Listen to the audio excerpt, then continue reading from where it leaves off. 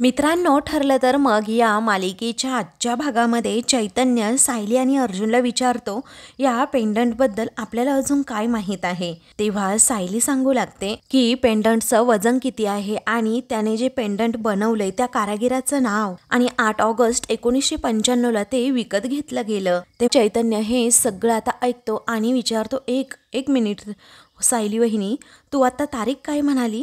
तेव्हा सायली सांगू लागते 8 ऑगस्ट 1995। तेव्हा चैतन्य सांगतो ही तर साक्षीची बर्थ डेट आहे। हे ऐकून अर्जुन आणि सायलीला आता आश्चर्याचा धक्काच बसतो। दोघेही विचारतात काय? मग चैतन्य म्हणतो हो, ही तर साक्षीची बर्थ डेट आहे। त्यानंतर आता तो भूतकाळात जातो। त्याला आठवतं की जेव्हा साक्षी आणि मी एकत्र राहत होतो तेव्हा मला ड्रॉवरमध्ये मला पॉवर बँक शोधायला सांगितली होती। एक डायरी सुद्धा होती। साक्षी तेथे येऊन विचारते हाय स्वीट हार्ट, सापडली का माझी पॉवर बँक? तेव्हा तो हसतो आणि म्हणतो हे बघ, पॉवर बँक तर नाही सापडली, परंतु बघ मला इथे ह्या भंगारामध्ये काही सापडलंय। तेव्हा ती त्याला एक थापड मारते आणि विचारते भंगार काय म्हणतोस? मग तो विचारतो कुणाचा आहे मग हा जुना पुराणा फोटो? ती म्हणते आईचा आहे। चैतन्य म्हणतो सॉरी सॉरी, खरंच मला याबद्दल काही माहीत नव्हतं, पहिल्यांदाच पाहिला ना हा फोटो, त्यामुळे कन्फ्युजन झालं। मग साक्षी तिच्या आईबद्दल सांगू लागते खरं सांगू चैतन्य, मला खरंच आईबद्दल असं नीटसं काही माहीत नाहीये रे। अरे मी खूपच असं ताणबाळ होते ज्यावेळी आई ना मला सोडून गेली। सगळे म्हणत होते की खूप छान, साधी, सरळ आणि सिंपल होती कालिंदी। तेव्हा चैतन्य विचारतो कालिंदी नाव होतं का? खूप छान आहेत हा, कालिंदी शिखरे। तेव्हा साक्षी म्हणते नाही कालिंदी शिखरे नाही तर कालिंदी महाडिक। आईने कधीही सासरचं आडनाव जोडलं नाही, माहेरचंच आडनाव तिच्या नावापुढे लावायची आणि ते म्हणजे महाडिक, कालिंदी महाडिक। मग चैतन्यला हे सगळं बोलणं आठवतं आणि तो विचारतो सायली वहिनी मला एक सांग, त्या बाईचं नाव काय म्हणालीस ग तू? ज्या बाईने हे पेंडंट बनवलं होतं त्या बाईचं नाव? तेव्हा सायली विचार करते आणि म्हणते कालिंदी। मग पुढे आडनाव काय होतं असं चैतन्य विचारतो। तेव्हा अर्जुन सायली एकमेकांकडे पाहतात आणि महाडिक असा शब्द एकत्रच बोलतात। त्यामुळे आता चैतन्याला जबरदस्त असा धक्का बसतो, कारण कालिंदी महाडिक ही आता साक्षीची आई असते आणि चैतन्य त्याबद्दलच सायली आणि अर्जुनला सांगतो कालिंदी महाडिक ही साक्षीची आई आहे, त्या सासरकडचं नाही तर माहेरचं आडनाव त्यांच्या नावासमोर जोडायच्या असं सांगितल्यानंतर आता सायली अर्जुन धक्क्याने एकमेकांकडे पाहत म्हणतात की आत्ता समजलं, कालिंदी महाडिक म्हणजे साक्षीची आई। खरं तर साक्षी विरोधात आता खूप मोठे पुरावे सायली अर्जुनच्या हाती लागलेले असतात। त्यानंतर अर्जुन खुश होतो आणि म्हणतो की सगळे डॉट्स आपल्याला हवे तसे आता जोडतायत, कारण त्या येस पेंडंटचं डिझाईन म्हणजेच साक्षी शिखरे आणि ती बाई जिने पेंडंट गिफ्ट केलं आणि कालिंदी महाडिक म्हणजे साक्षीची आई आणि तिच्या बर्थडेसाठी तिने हे पेंडंट साक्षीला दिलं होतं। ग्रेट असं म्हणून अर्जुन सायलीकडे पाहतो, कारण त्यांच्या हाती आता चांगले धागेदोरे लागलेले असतात। इकडे प्रिया बाहेर येते आणि अर्जुनच्या रूमजवळ जाऊन तेथे कान लावून त्या तिघांचं बोलणं ऐकू लागते, कारण चैतन्याला तिने पाहिलेलं असतं की यांची काहीतरी सिक्रेट मीटिंग चालली आहे। मग इथे कुणी नाही ना हे ती पाहते आणि लगेचच दरवाजाला कान लावून तेथे ऐकत बसते। सायली आतमध्ये म्हणत असते की म्हणजे कोल्हापूर हे साक्षीचा आजोळ असेल का? ते अर्जुन म्हणतो हो, ते तिचा आजोळच आहे। मग चैतन्य देखील सांगू लागतो की साक्षीच्या तोंडून मी कोल्हापूरचं 1-2 वेळा नाव सुद्धा ऐकलंय। मग सायली सांगते जे रस्ते 2 वेगवेगळ्या ठिकाणहून निघाले आहेत असं आपल्याला वाटतं, ते सगळे काही साक्षीपाशीच येऊन थांबले आहेत। आता सायलीचं हे कोड्यातलं बोलणं नेमकं बाहेर प्रिया ऐकते आणि तिला धक्का बसतो। आतमध्ये अर्जुन आता खुश असतो, कारण साक्षी विरोधाचे पुरावे त्याला सापडलेले असतात। मग आता तो म्हणतो साक्षी महिपत शिखर। बाहेर प्रियाने हे सगळं बोलणं ऐकल्यामुळे ती जरा धक्क्यातच असते आणि म्हणते बापरे, या सायलीने साक्षीचं नाव का घेतलं असेल? या केसबद्दल नवीन काहीतरी यांच्या हाताला लागलं की काय? असं म्हणून ती पुन्हा आता दरवाजाला कान लावून ते बोलणं त्यांचं ऐकू लागते। आता समोरच कल्पना आणि प्रतापची रूम असल्यामुळे कल्पना नेमकी रूममधून बाहेर येते आणि समोर तिला प्रिया दिसते आणि ती चोरून चोरून बोलणं ऐकतीये।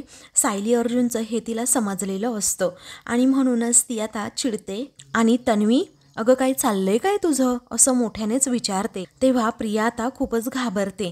मग इकडे अर्जुन, सायली, चैतन्य हे तिघेही जरा सावध होतात, कारण प्रिया बाहेर आहे असं त्या तिघांनाही आता समजलेलं असतं। बाहेर आता प्रिया खोटं बोलू लागते की अगं आई, मी तुला शोधायला आले होते कारण तू मला बाहेर दिसली नाही. मग म्हटलं इकडे येऊन पाहावं. मला वाटलं तू अर्जुनच्या खोलीत असशील म्हणून मी आपली खोटं नाटं सांगून पुढे काय बोलावं तिला सुचत नसतं. त्यामुळे कल्पनाच आता बोलते की म्हणून अर्जुनच्या खोलीच्या दरवाजाला कान लावून तू त्यांचं बोलणं ऐकत होतीस का? अगं तन्वी, असं चोरून कुणाचं बोलणं ऐकायचं नसतं हे तुला माहीत नाही आहे का? मग आता प्रिया जरा घाबरते आणि म्हणते नाही ग आई, मी असं चुकून ऐकत नव्हते. अगं मी खरंच ना तुला शोधत होते. अगं ठीक आहे, तू मलाच बोल ग. आणि हे नवरा बायको खोली बंद करून असं तासनतास गप्पा मारत असतात, ते चालतं का मग तुला? तेव्हा कल्पना आता तिला झापते आणि म्हणते तन्वी, आपल्या घरामध्ये ना प्रत्येकाची प्रायव्हसी आहे, समजलं? आता जर का तुझं आणि अश्विनचं बोलणं असं खोलीच्या बाहेर राहून कुणी चोरून ऐकलं तर तुला चालणार आहे का ते? असा जाब आता ती प्रियालाच विचारते. तेव्हा प्रियाची बोलतीच बंद होते. आतमध्ये आता सायली, अर्जुन, चैतन्याला समजतं ही भामटी प्रिया बाहेरच होती आणि ती बोलणं ऐकत होती. मग इकडे आतमध्ये अर्जुन, सायली आणि चैतन्याला समजतं कल्पना आणि प्रिया या दोघीही बाहेर आहेत. अर्जुन म्हणतो मम्माचाच आवाज वाटतोय हा तर मला. तर बाहेर आता कल्पना सांगते, हे बघ प्रिया, मी तुला आत्ताच सांगते की मी त्या मुलीच्या चुका ना कधी म्हणजे कधीच पोटात घालणार नाहीये. तू ना आता तिच्यापेक्षा जास्ती चुका अजिबात करू नकोस. कारण अर्जुनच्या बायकोबरोबर ना तुझं पटतं ना माझं पटतं आणि म्हणूनच तुझ्या या वागण्याला मी कधीही पाठीशी घालणार नाही. मग आता प्रिया म्हणते आई, अगं मी खरंच सांगतेय. तेवढ्यातच अर्जुन आणि सायली हे दोघेही दार उघडतात. तेव्हा आता अर्जुन सायलीकडे प्रिया पाहतच राहते. चैतन्यसुद्धा त्यांच्या पाठोपाठ उभा असतो. अर्जुन विचारतो मम्मा, अगं काय झालं? मग आता तन्वी तुमच्या दाराच्या बाहेर ही चोरून ऐकण्याचं तुमचं बोलणं प्रयत्न करत होती असं कल्पना आता अगदी बिनधास्तपणे सांगते. त्यामुळे प्रियाचा चेहराच पडतो. अर्जुन सायलीला समजतं ही प्रिया तर इथेच होती. अर्जुन म्हणतो वाव, फॅन्टॅस्टिक, म्हणजे आम्हाला ही गोष्ट तर माहीत होती पण आता मम्माला सुद्धा समजली आहे. तेव्हा कल्पना म्हणते मी आता तिला समज दिली आहे त्यामुळे ती पुन्हा असं करणार नाही. पण घरचे वाद एवढ्या मोठ्या थराला घेऊन जाऊ नका. आता इथून पुढे थोडीशी डिग्निटी ठेवा. मग आता त्यावेळी अर्जुन हसतो आणि म्हणतो तन्वी, हे फक्त तुझ्यासाठी होता हा आणि आमच्यासाठी नाही. तेव्हा प्रिया सांगू लागते आई, अगं माझ्यावर विश्वास ठेव ना, मी खरं सांगते अगं तुला. पण आता कल्पना एक सुद्धा तिला तोंडातून शब्द पुढे काढू देत नाही आणि तिला गप्पच राहायला सांगते. त्यामुळे प्रियाचा पोपट होतो. तिला वाटतं नेहमीप्रमाणे काय, मी अशी बोलेल आणि आई लगेच माझ्या बोलण्यावर विश्वास ठेवेल. पण आता कल्पनाने पाहिलेलं असतं की ही चोरून चोरून बोलणं ऐकते आणि प्रियाचा खोटारडेपणा थोडा का होईना आता तिच्या समोर येत असतो. त्यामुळे ती आता तिला जरा गप्पच राहायला सांगते. त्यावेळी कल्पना तेथून जाते तर अर्जुन म्हणतो कुत्र्याचं शेपूट वाकडं ते वाकडंच, असं मी म्हणालो असतो, पण कसं आहे ना त्यामध्ये कुत्र्याचा अपमान होईल असं प्रियालाच संबोधून तो जेव्हा म्हणतो तेव्हा मात्र चैतन्य आणि सायली हे दोघेही हसतात आणि अर्जुनही त्यांच्या जोडीने हसू लागतो. आणि मग प्रियाकडे पाहत म्हणतो किती क्यूट असतात ना ती छोटी छोटी कुत्री, खूप क्यूट असतात. मग त्यावेळी सायली म्हणते मुळात इमानी आणि प्रामाणिक सुद्धा असतात ती. तेव्हा चैतन्य सुद्धा बोलू लागतो अर्जुन, अरे लहानपणी तुझ्याकडे एक बावला होता का रे, असा कितीही वेळा तोंडावर पडला तरी जागेवर पुन्हा उभा राहायचा. तेव्हा अर्जुन म्हणतो हो माहितीये मला तो. चैतन्य म्हणतो अरे तो होता माझ्याकडे आणि तुला माहितीये मी ना त्या बाहुल्याला निर्लज्ज बाहुला म्हणायचो, असं म्हणून प्रियालाच तो उद्देशून निर्लज्ज असा म्हणतो. आणि प्रियाची चांगलीच आता दोघेही मिळून लायकी काढतात. तेव्हा प्रिया रागातच आता त्यांच्याकडे पाहते आणि अगदी पाय आपटतच तेथून जाते. अर्जुन, सायली, चैतन्य हसतात आणि निर्लज्जच आहे असं म्हणून पुन्हा रूमकडे जातात. त्यानंतर ते तिघेही पुन्हा आतमध्ये येऊन दार बंद करतात. मग सायली म्हणते अहो तुम्हाला काय वाटतं प्रियाने आपलं बोलणं ऐकलं तर नसेल ना, कारण आपल्या हाती एवढा मोठा पुरावा लागलाय हे तिला अजिबात कळायला नको. तेव्हा अर्जुन सांगतो की आय थिंक समजल्या नसतील, कारण ती अशी गप्प नसती, 4 गोष्टी ना तिने आपल्याला ऐकवल्या सुद्धा असत्या. त्यानंतर चैतन्य म्हणतो हो मलाही तसंच वाटतंय, बरं मी निघू का आता अर्जुन, कारण आजचं जे डिस्कशन झालंय ना ते सगळं काही मी नोट डाऊन करून ठेवतो. तेव्हा तो अर्जुन सायलीला बाय असं म्हणतो आणि मग तेथून जातो. तिकडे प्रिया तिच्या रूममध्ये येते आणि म्हणते की त्या कल्पीला नको तिकडे तडमडायची काय गरज होती, आता नेहमीच नको तिकडे आपली अक्कल पाजत असते, तिला ना आता पूर्वीसारखी गोड गोड बोलून अगदी घोळातच घ्यायला हवी. पण तेच तर आता मला सध्या झेपत नाहीये ना. पूर्वीसारखं गोडगोड बोलायचं, सगळ्यांची सिंपती मिळवायची. कारण एवढे महिने मी छान सुनेचं नाटक सुरू ठेवलंय, परंतु आता मला अजिबातच सहन होत नाहीये. एक वेळ त्या सुभेदारांचं थोबाड जरी दिसलं ना तरीही संताप होतो माझा आणि माझे सगळे पेशन्सच संपतात. पण आता बस झालं. एकदा का त्या सुभेदारांची सर्व इस्टेट माझ्या नावावर झाली ना, मग एकेकाला लाथ मारून मी अशी घराबाहेर काढणार. इकडे सायली अर्जुनला सांगते, चैतन्य भाऊजींना साक्षीच्या सगळ्या वैयक्तिक गोष्टी माहीत आहे, याचा आपल्याला खरंच खूप उपयोग होतोय ना. अर्जुन म्हणतो, हो ना. पण त्या कालिंदी महाडिकचा प्रॉब्लेम सॉल्व्ह झाला तरीही अजून एक कोडा आहेच. कारण कालिंदी महाडिक यांनी म्हणजेच साक्षीच्या आईने ते पेंडंट साक्षीच्या बर्थडेला घेतलं हे तर आपल्याला माहीत आहे. पण कोर्टामध्ये कसं प्रूव्ह करायचं? साक्षी आजपर्यंत हे पेंडंट वापरत होती, त्याचा उरलेला तुकडा सुद्धा तिच्याकडेच आहे. तेव्हा सायली सुद्धा या गोष्टीचा विचार करते आणि म्हणते की हे सिद्ध कसं करणार आहोत आपण? मग तो आता उरलेला तुकडा आपल्याला मिळवायलाच हवा. तेव्हा अर्जुन आता म्हणतो, मला काय वाटतं साक्षीकडे बरेच दागिने असतील आणि तो उरलेला पेंडंट तुटल्यानंतर ती असा जपून का ठेवेल? तिने टाकून दिला असेल का? तेव्हा सायली म्हणते, हो असं काय? असं हिरेजडित पेंडंट कुणी तुटलं म्हणून टाकून नाही देणार. अहो ती तिच्याकडे ठेवणारच ना ते. कारण भलेही ती वापरत नसेल पण तिने ठेवलं असणार ते, कारण खूप महागातलं होतं ते. तेव्हा अर्जुन सांगतो, अगं महाग तुझ्या आणि माझ्यासाठी, पण महिपत शिखरेच्या मुलीला त्याने काहीही फरक पडत नाही. तेव्हा सायली म्हणते, पण तरीही तिने तो पेंडंटचा तुकडा स्वतःकडे ठेवलाय का हे शोधण्याचा आपण प्रयत्न तर करायला हवा ना. तेव्हा अर्जुन म्हणतो, ऑफकोर्स आपण करूयात, पण जरीही ते पेंडंट सापडलं तरीही सुद्धा एक खूप मोठा प्रॉब्लेम आहेच. तेव्हा सायली विचारते, काय आणखी एक प्रॉब्लेम?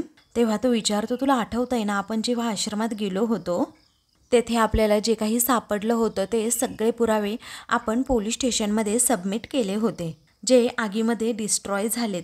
तेव्हा सायलीला आता आठवतं की कशाप्रकारे अर्जुनने तेव्हा मला ही बॅड न्यूज सांगितली होती की जेव्हा आम्ही पुरावे गोळा केले तेव्हाच नेमके ते आगीमध्ये डिस्ट्रॉय झाले होते. त्यावेळी आता सायलीला हे आठवल्यानंतर ती म्हणते, हो माहिती आहे.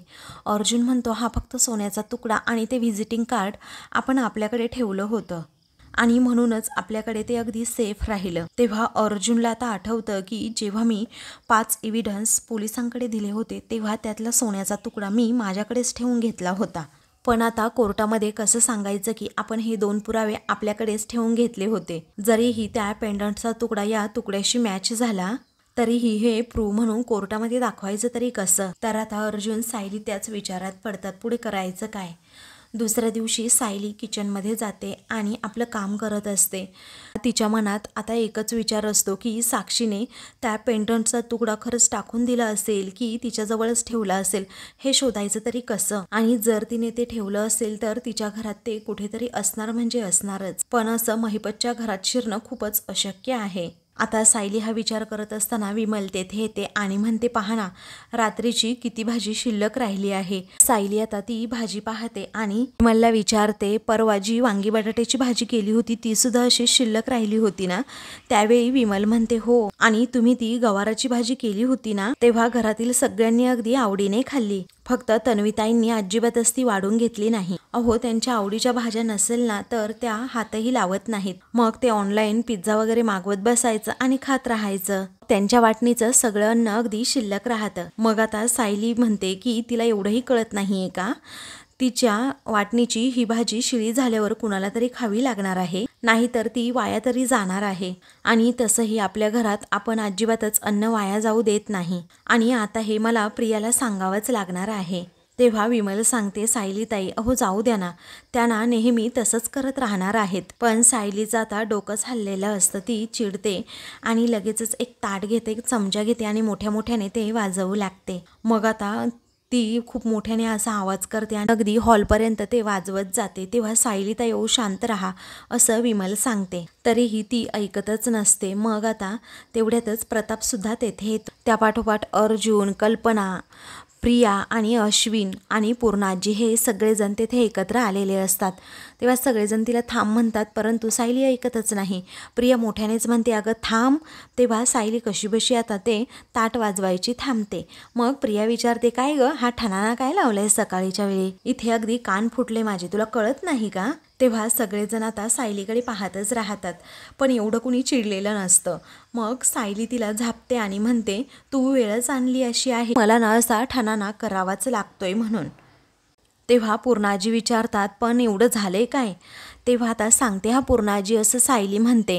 विमलला जरा कालच्या भाजीचा बाऊल घेऊन येता का असं विचारते. तेव्हा विमल हो असं म्हणून किचनकडे जाते आणि तो भाजीचा बाऊल घेऊन येते. तेव्हा सगळेजण एकमेकांकडे आश्चर्याने पाहतात. कुणाला काहीच समजलेलं नसतं की सायलीचं नक्की चाललंय काय. मग विमल तो जेव्हा बाऊल घेऊन येते तेव्हा सायली आता सर्वांना सांगते, हे पहा, ही कालची उरलेली दोडक्याची भाजी. अहो बाबा, तुम्हाला दोडका आवडत नाही तरीही तुम्हाला ही भाजी जेव्हा वाढतो ना तेव्हा तुम्ही ही संपवता आणि आपल्या घरामध्ये ताटात वाढलेलं अन्न हे कुठलंही नाव न ठेवता संपवलं जातं, हो की नाही? असं सगळ्यांनाच ती विचारते. तेव्हा सर्वजण आपले हो म्हणतात. तेव्हा अश्विन जरा रागातच विचारतो, नेमका पॉईंट काय आहे ना तेवढं सांग. मग आता सायली म्हणते, हाच आहे की नावडती भाजी आहे म्हटल्यानंतर तुमच्या बायकोने ती भाजी खाल्ली नाही आणि हल्ली जवळजवळ रोज ना आता ती तेच करायला लागली आहे. तेव्हा प्रिया आता चिडते आणि म्हणते, अरे वा, याला काय अर्थ आहे? म्हणजे मला आवडत नसेल तरीही मी आपली जबरदस्ती खायची का ती भाजी? आता मला काय हवं नको ते काही खायचं स्वातंत्र्य सुद्धा नाहीये का या घरात मला? असं म्हणून ती सायलीलाच जाब विचारते. तेव्हा प्रताप म्हणतो, तन्वी, हे बघ, या घरातला नियम आहे, पानात जे वाढतील ते सगळं खायचं संपवायचं. तेव्हा प्रिया जरा घाबरतेच आणि हसूनच विचारते, बाबा, आता नियम वगैरे असायला हे काही जेल आहे का? तेव्हा सायली म्हणते, हे कुटुंब आहे आणि प्रत्येक कुटुंबाचे काही नियम असतात प्रिया, आणि अगं अन्न वाया घालवायचं नाही हे काही सांगण्याची गरज नाहीये ना. तेव्हा प्रिया म्हणते, एक काम कर ना ग सायली, तू असलं बोरिंग काहीतरी ना मला वाढूच नकोस, नाहीतर मी काही उपाशी नाही राहणार आहे, असं प्रिया खूपच कॅज्युअली बोलते. सर्वजण प्रियाकडे आता पाहतच राहतात. मग अर्जुन हसत म्हणतो, नाही तर काय, तू स्वतः बनवून काहीतरी खाणार आहेस का? That's impossible. तेव्हा सगळेजण अर्जुनकडे पाहतात. तर आता अर्जुन आपला गप्प राहतो. पुढे सायली सांगते, घरात बनलेल्या भाज्या हिला खायच्या नसतात आणि मग बाहेरून मागवायचं आणि खायचं, हे बरोबर आहे का ग प्रिया? तेव्हा प्रिया म्हणते की हे बघ, काय बरोबर काय चुकीचं हे तू मला सांगू नकोस. हे बघ, मी माझ्या पैशाने आणि माझ्या मर्जीचं सुद्धा ऑर्डर करून खाते, त्यामुळे तर तू काही बोलूच नकोस. तेव्हा कल्पना म्हणते, पुरे झालं हा, आता या घरात खाण्यापिण्यावरून अजिबातच वाद नको आहेत, हा विषय बंद करा आता, असं कल्पना खूपच चिडून म्हणते. तेव्हा सायली सांगते, हा विषय बंदच करायचा आहे आई, पण त्या अगोदर एक गंमत करूया का? हवा तर हा उपक्रम आपण करूयात, आपण ना सगळेजण आता आपल्या बागेत जाऊयात. तेव्हा प्रिया आता वैतागूनच म्हणते, हे बघ फडतूस उपक्रम वगैरे कुणी करणार नाहीये हा, आणि मी तर अजिबात नाही. तेव्हा आता प्रताप म्हणतो, हे बघ तन्वी, आम्ही काय करायचं नाही तू ठरवू नकोस हा. आता पूर्णाजी आता विचारतात, पण काय करायचंय काय, कोणता उपक्रम? तेव्हा सायली सांगते की तुम्ही फक्त माझ्याबरोबर ना बागेत या. मग कल्पना विचारते, बागेत आता जाऊन काय करायचंय? तेव्हा प्रताप म्हणतो, मला मान्य आहे, अगं सायलीच्या मनात काय आहे ते बघूया तरी. अर्जुन पण म्हणतो, मी सुद्धा यायला तयार आहे. अश्विन म्हणतो, पण आपण सगळ्यांनी आपला वेळ उगीच का वाया घालवायचा आहे? तेव्हा प्रिया म्हणते, हो तेच म्हणायचंय मला अश्विन. अर्जुन म्हणतो, हा, माझी बायको ना कधीही वेळ वाया घालवणार नाही कुणाचाच, आणि ती म्हणतीये ना त्यात काहीतरी अर्थ हा असेलच. ती म्हणाली आहे ना गंमत करायची म्हणून, चला लेट्स एन्जॉय, असं म्हणून तो आता सगळ्यांनाच यायला सांगतो. तेव्हा प्रिया म्हणते, आई तू तरी काहीतरी बोल नाही, काय मनमानी आहे हिची? तेव्हा कल्पना म्हणते, हे बघ मी आता वरती जातीये, मला बाकीची खूप कामं आहेत. तेव्हा प्रताप म्हणतो, अगं थांब ना कल्पना, कामं काय नेहमीचीच आहेत. अगं आता सायली म्हणतीये तर जाऊयात ना आपण बागेत, चल जाऊयात, जरा एन्जॉय सुद्धा करूयात. तेव्हा पूर्णाजी म्हणतात, हे मात्र खरं आहे, कारण हल्ली ना आपण बागेत फिरकतच नाही. पूर्वी कसं असायचं ना, मुलं लहान असायची, ती बागेत खेळायची बागडायची, आपण सुद्धा तिथे जायचो आणि गवतावरनं तेव्हा सुद्धा आपलं चालणं व्हायचं. त्यामुळे कल्पना, मला वाटतं चल आपण आता बाहेर जाऊया. तेव्हा कल्पना हो म्हणते. अर्जुन म्हणतो, मम्मा चला, आता सुप्रीम कोर्टाने निर्णय दिला आहे म्हटल्यावर तुला यावंच लागेल. तेव्हा कल्पना म्हणते, चला जाऊयात आपण, आणि तन्वीलाही म्हणते, तू सुद्धा चल आता, नाही तर अशी एकटी थांबून इथे काय करणार आहे, चल बरं. मग आता प्रियाचाही नाईलाज होतो, ती काहीतरी बोलणार, तेवढ्यात अर्जुन म्हणतो, चला चला सर्वांनी विमल विचारते, मी सुद्धा येऊ का सायलीताई? सायली म्हणते, हो अर्थात, हा उपक्रम ना सगळ्यांसाठी आहे. मग आता सायली सगळ्यांनाच बाहेर घेऊन येते.